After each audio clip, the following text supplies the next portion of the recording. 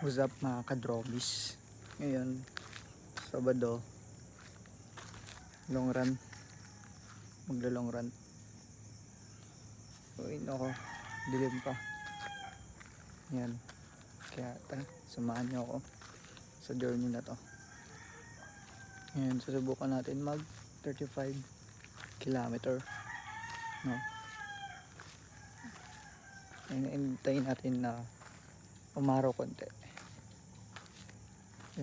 4:49. 4:49. Mga 5. Yan. Let's go. Yan, let's go.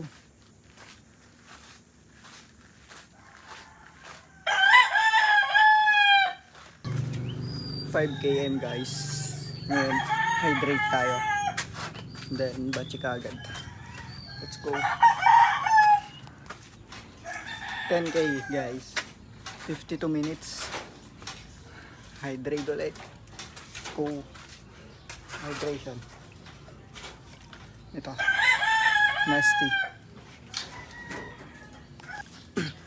15 kilometer. 6:20 na. Pitik na naman yung injury natin.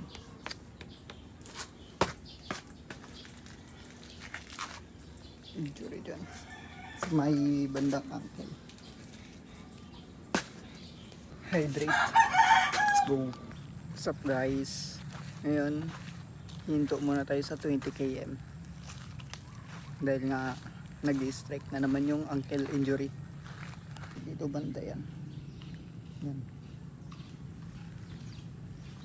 And sa hapon natin subukan mag-run ng 10k kung okay yung yung injury.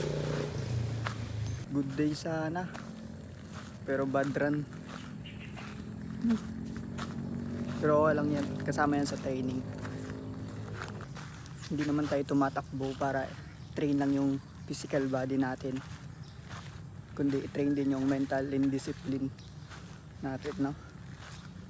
Kaya tuloy lang tayo. Ipin ko na lang na recovery week to, no guys.